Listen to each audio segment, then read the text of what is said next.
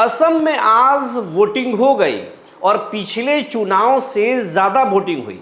जबकि पिछले चुनाव में जब 2021 में विधानसभा के चुनाव हुए थे तो 3 फेज में चुनाव हुआ था और 82% वोटिंग हुई थी, लेकिन इस बार उससे ज़्यादा वोटिंग हुई है और साइलेंट वोटिंग हुई है। इसके साथ साथ ये भी हम बताएंगे कि आज जो असम के मुख्यमंत्री हैं हेमंत बिश्व शर्मा, वो पत्रकार पर भड़क गए।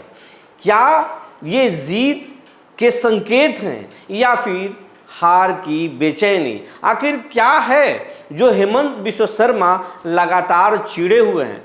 कभी कांग्रेस के अध्यक्ष पर आपत्तिजनक टिप्पणी कर रहे हैं तो कभी कांग्रेस के प्रवक्ता पर कुछ बोल रहे हैं और आजकल चर्चे में हैं। इन सब चीज़ों पर बात करेंगे। जी नमस्कार, मैं हूं विपुल कुमार और आप देख रहे हैं सूर्य विहार डिजिटल न्यूज़। अब हम खबर आपको विस्तार से बताने जा रहे हैं। असम चुनाव में आज जो है साइलेंट तरीके से वोटिंग हुई है और 84% से ज़्यादा वोटिंग हुई है। जबकि 2021 में जब विधानसभा चुनाव हुए थे तो उस दौरान 82% वोटिंग हुई थी और 2% ज़्यादा वोटिंग हुई। पिछले बार 3 फेज में चुनाव कराए गए थे, इस बार मात्र 1 फेज में 9 अप्रैल यानी आज वोटिंग हुआ। वोटिंग में कहीं भी कोई हिंसा नहीं हुई, शांतिपूर्ण तरीके से वोटिंग हुई। हालांकि असम बहुत शांत जगह है। असम में बहुत पहले उल्फा उग्रवादियों के आतंक थे, लेकिन अब असम बिल्कुल शांत है। वहाँ के लोग अच्छे हैं, वहाँ माहौल पूरा शांत है। लेकिन इस चुनाव में आदिवासी का मुद्दा वहाँ पहली बार गूंजा, आदिवासी हक की बात उठा और फिर मियाँ मुसलमान बाहरी भीतरी के मुद्दे भी उठे। लेकिन असम की जनता ने कहा इस बार हम किसी भी मुद्दे पर नहीं, विकास के मुद्दे पर वोटिंग करेंगे और इस बार अपने हक के मुद्दे पर बात करेंगे, बच्चों की पढ़ाई के मुद्दे पर बात करेंगे।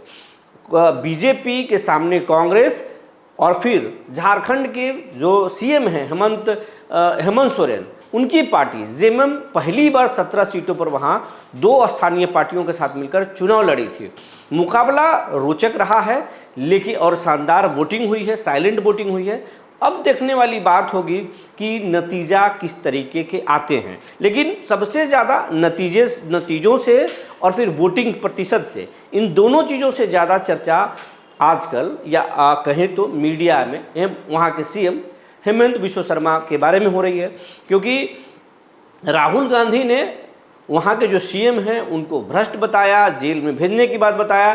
फिर उसके बाद में कांग्रेस के जो प्रवक्ता हैं पवन खेड़ा, उन्होंने उनकी पत्नी के 3 पासपोर्ट और फिर अवैध जो है संपत्ति के बारे में, कई प्रॉपर्टीज़ के बारे में मामले उठाए। जिसके बाद हेमंत बिश्व शर्मा जो हैं लगातार राहुल गांधी पर भी, पवन खेड़ा को पेड़ा बनाने की बात किए और फिर जो खड़गे हैं, जो राष्ट्रीय अध्यक्ष कांग्रेस के, उन पर भी आपत्तिजनक जो है अपशब्दों का प्रयोग किया। जिसके बाद आज कांग्रेस देश भर में जो है आज प्रदर्शन किया है। बिहार में भी प्रदर्शन हुए और कई राज्यों में प्रदर्शन हुए हैं। दलित नेता के अपमान को लेकर प्रदर्शन हुआ है। लेकिन इस सबके बीच ये आज जो है जब वो प्रेस वार्ता कर रहे थे हेमंत बिश्व शर्मा, वोटिंग के दौरान जो है जो प्रेस वार्ता कर रहे थे, तो लल्लन टॉप जो एक डिजिटल प्लेटफॉर्म है, डिजिटल न्यूज़ है, उसके पत्रकार ने जब खड़गे पर जवाब देने और फिर पवन खेड़ा के बारे में आपत्तिजनक शब्द बोलने को लेकर जब सवाल किया तो फिर पत्रकार पर ही वो भड़क गए और फिर कह दिया कि मैंने आपको नहीं बुलाया है, आप क्यों सवाल कर रहे हैं। और फिर अलग तरीके से उन्होंने भड़का और फिर वो पूरी तरीके से जो है परेशान नज़र आए और फिर पत्रकार को उसी तरीके से गुस्से के साथ उन्होंने भड़का और गुस्से का इजहार किया। अब ये देख कर के मीडिया में, ये पत्रकारों में और आम लोगों में अब चर्चा हो रही है कि हेमंत बिश्व शर्मा फिर से सरकार में रिपीट कर रहे हैं। उसका ये आत्मविश्वास है जिसके दम पर वो किसी को भी रगड़ दे रहे हैं, या फिर इस बार जो जनता साइलेंट तरीके से वोटिंग की है, किसी भी भटकाव में जनता नहीं आई है। हक और पढ़ाई के मुद्दे पर जनता ने जिस तरीके से वोटिंग किया है वो कहीं कोई वो अलग एक संकेत तो नहीं है कि सियासत में हेमंत बिश्व शर्मा जो है वो पिछड़ रहे हैं।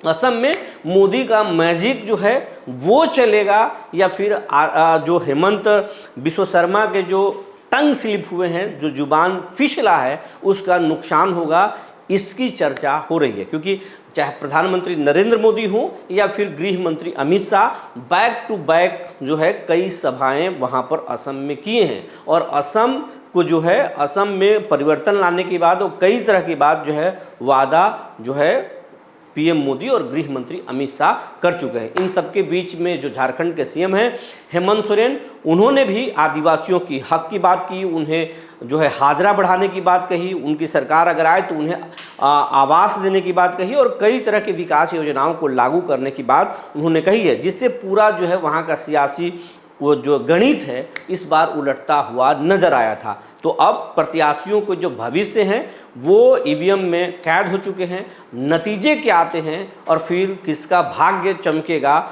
ये तो परिणाम के दिन ही पता चलेगा। लेकिन जिस तरीके से आज कई 3 राज्यों में चुनाव हुए, वो किसको कहाँ पर कितना प्रतिशत वोटिंग आई है वो हम आपको दिखाने की कोशिश करेंगे। असम में जो है वो 84.4% शाम 5 बजे तक वोटिंग हुई है और पांडेचेरी में शाम 5 बजे तक 86.92% वोटिंग हुई है और फिर केरलम में 75.01% वोटिंग हुई है। तो ये कुछ वोटिंग हुई है और लेकिन असम में शानदार वोटिंग हुई है और साइलेंट वोटिंग हुई है। नतीजे चौंकाने वाले भी आ सकते हैं। जो जानकारी निकल कर आई थी हमने आपको बता दिया। तब तक के लिए धन्यवाद।